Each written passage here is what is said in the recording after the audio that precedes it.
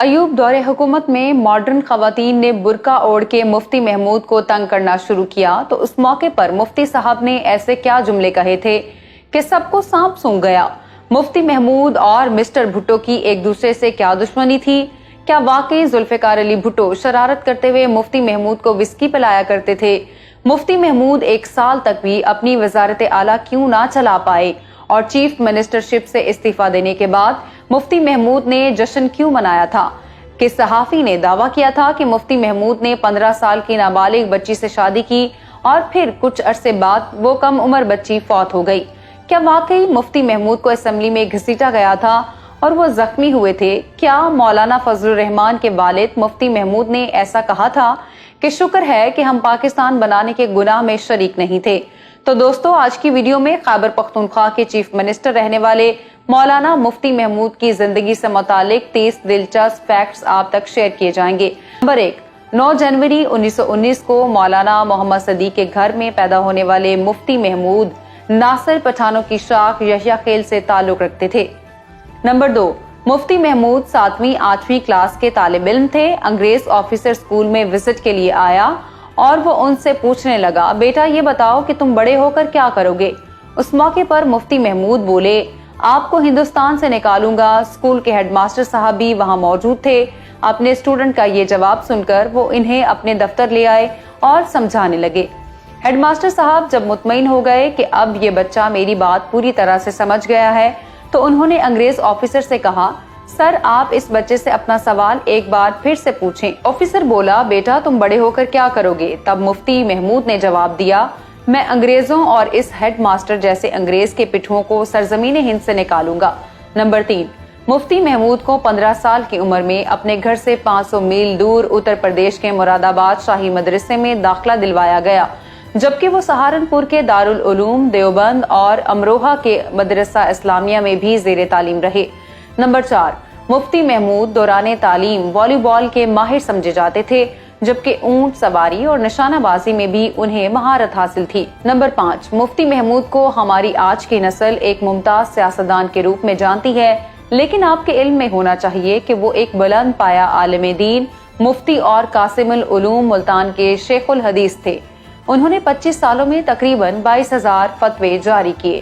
Number 6، مفتی محمود بتایا کرتے تھے کہ قیام پاکستان کے بعد کا زمانہ ہمارے لیے کسی آزمائش سے کم نہ تھا۔ ہمیں پاکستان بنانے کی مخالفت کی سزا دی گئی۔ سرحد میں ہمارے ساتھیوں کا رہنا دوبھر ہو گیا تھا۔ تب 24 گھنٹے ہماری نگرانی کی جاتی تھی۔ نمبر 7، 1962 میں ہونے والے انتخابات میں مفتی محمود ڈیرہ اسماعیل خان کی سیٹ سے پارلیمان تک پہنچے۔ اس الیکشن میں مفتی محمود کے مد مقابل 5 امیدواروں میں سے 4 تو اپنی ضمانتیں ضبط کروا بیٹھ۔ ایوب خان کے دور حکومت میں چند خواتین اراکین اسمبلی مفتی محمود کے سخت خلاف تھیں۔ ایک مرتبہ جب مفتی صاحب فلور آف دی ہاؤس آئے تو ان عورتوں نے پردہ کیا۔ یہ سب دیکھ کر سرکاری بینچز پر بیٹھے اراکین اسمبلی آوازیں کسنے لگے۔ اس موقع پر مفتی محمود کہنے لگے، مسٹر اسپیکر اور معزز اراکین اسمبلی، آج میں آپ سب فرزندان اسلام کو مبارکباد دیتا ہوں کہ ہماری مسلم خواتین کو بھی احساس ہو گیا ہے کہ اسلام نے عورت کو غیر محرم مرد سے پردہ کرنے کا حکم دیا ہے۔ حکومتی بینچ پر بیٹھے ایک ممبر آف پارلیمنٹ شرارت کرتے ہوئے بولے، لیکن یہ بیبیاں تو صرف آپ ہی سے پردہ کرتی ہیں۔ مفتی صاحب نے برجستہ جواب دیا، شاید پوری اسمبلی میں انہیں میرے سوا کوئی مرد نظر نہیں آتا۔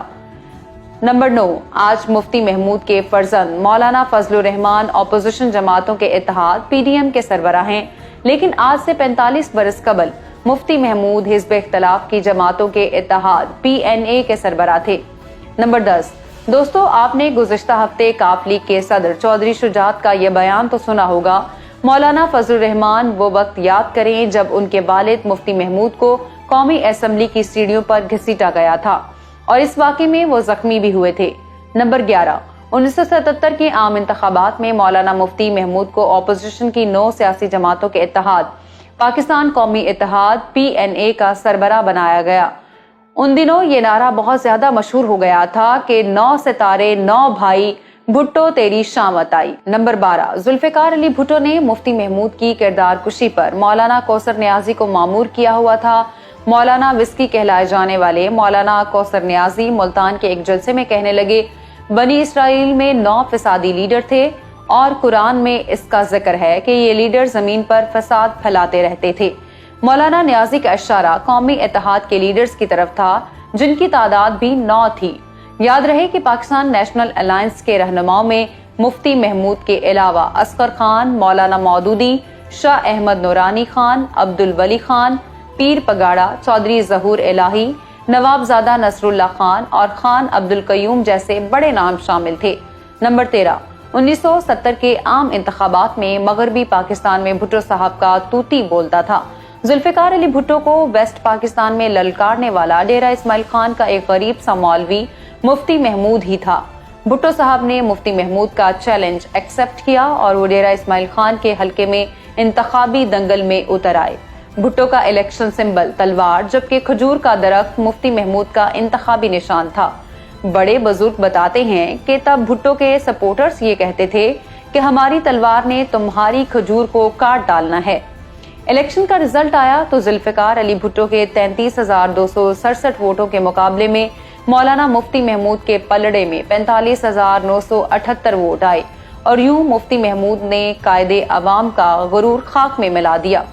نمبر 14، مفتی محمود جن دنوں صوبہ خیبر پختونخوا کے چیف منسٹر ہوا کرتے تھے تو انہوں نے کبھی اپنی وزارت اعلیٰ کی تنخواہ وصول نہ کی۔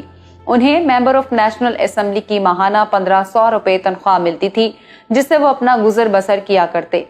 یاد رہے کہ مفتی محمود خان عبد الولی خان کی نیشنل عوامی پارٹی کے تعاون سے مارچ 1972 سے فروری 1973 تک صوبہ سرحد کے وزیر اعلیٰ رہے۔ نمبر 15، کتابوں میں تحریر ہے کہ بھٹو صاحب نے شرارت کرتے ہوئے مفتی صاحب کو شراب بھی پلائی تھی۔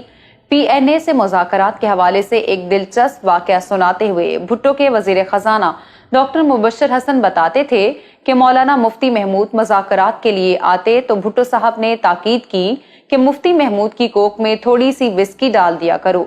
ایک دن بھٹو صاحب نے منع کر دیا کہ آج کوک میں وسکی نہ ڈالنا۔ ملاقات کے بعد مولانا مفتی محمود جانے لگا تو بھٹو صاحب کو کہنے لگا کہ آج کوک کا مزہ نہیں آیا۔ اب اس واقعے میں کتنی صداقت ہے یہ تو کوئی نہیں جانتا۔ نمبر 16، مفتی محمود نے اپنے ایک انٹرویو میں بتایا تھا کہ زمانہ طالب علمی میں مجھے مولانا حسین احمد مدنی، مفتی کفایت اللہ اور مولانا سید فخر الدین جیسے بزرگوں سے شرف نیاز حاصل رہا اور یہی وہ لوگ تھے جن سے میں متاثر ہوا۔ میری سیاسی تربیت اور میرا سیاسی شعور انہی بزرگوں کا مرہون منت ہے۔ نمبر 17، اگست 1950 میں مفتی محمود ملتان آئے اور یہاں کے مدرسہ قاسم العلوم میں درس و تدریس کی ذمہ داریاں سنبھالی۔ 1953 میں مولانا احمد علی لاہوری کی قیادت میں جمعیت علماء اسلام نے تحریک ختم نبوت میں حصہ لیا تو مفتی محمود بھی اس میں پیش تھے، لیکن کچھ روز بعد انہیں گرفتار کر لیا گیا اور وہ 7 مہینوں تک قید رہے۔ نمبر 18، مفتی محمود کی 10 ماہ کی وزارت اعلیٰ کے دوران اردو کو سرحد کی سرکاری زبان کا درجہ دینا، جمعے کی چھٹی، خواتین کے پردے، احترام رمضان، آرڈیننس، شلوار قمیض سرکاری لباس، سودی کاروبار، جوئے، شراب اور جہیز کی لعنت پر پابندی سمیت کئی اقدامات قابل تعریف تھے۔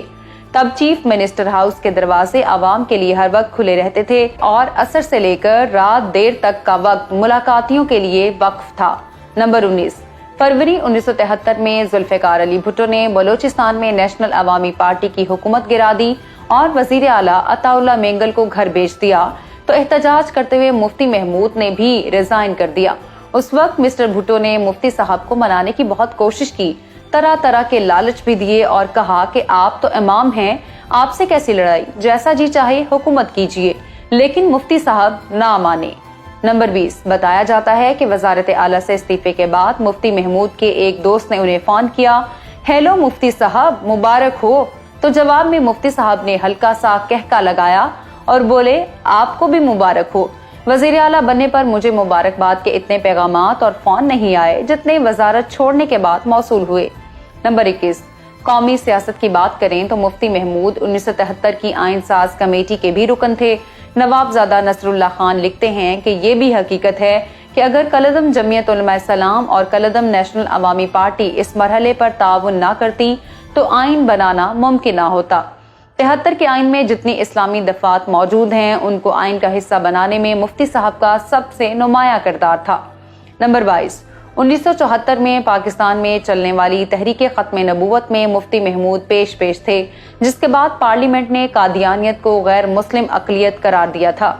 मुफ्ती महमूद और मिर्जा नासिर के माबैन कौमी असम्बली में होने वाला मुकालमा आज भी किताबों में तहरीर है। नंबर 23, 1977 के जनरल इलेक्शन में मुफ्ती महमूद डेरा इस्माइल खान के हलके से उम्मीदवार थे। उन्होंने पीपल्स पार्टी के गुलजार अहमद खान को तकरीबन 3000 वोटों के फर्क से शिकस्त दी और वो एक बार फिर से रुकने असेंबली मुंतखब हुए। नंबर 24, जनरल ज़ियाउल हक के मार्शल लॉ के बाद मुफ्ती महमूद सियासत में एक्टिव रहे और वो दौरे आमदियत में भी मारे खाते और गिरफ्तार होते रहे। नंबर 25, मौलाना मुफ्ती महमूद की 1946 में अब्दुल खेल गांव के एक मजहबी घराने में शादी हुई। उनके बेटों के नाम फजलुर रहमान और अताउर रहमान हैं। मुफ्ती महमूद ने 1960 में दूसरी शादी की। दूसरी बीवी से लुत्फुर रहमान, ज़ियाउर रहमान और उबैदुर रहमान पैदा हुए, जबकि उनकी 3 साहबजादियां भी हैं। नंबर 26, आलमी शोहरत याफ्ता पाकिस्तानी तज्जिया निगार इम्तियाज गुल के मुताबिक मुफ्ती महमूद ने 4 शादियां की। उन्होंने चौथी शादी एक नाबालिग और कम उम्र बच्ची से की थी, जिसकी उम्र महज 15 बरस थी। इम्तियाज गुल ने मजीद ये भी कहा था कि मुफ्ती महमूद ने जिस 15 साल बच्ची से शादी की वो चंद रोज बाद ही इंतकाल कर गई।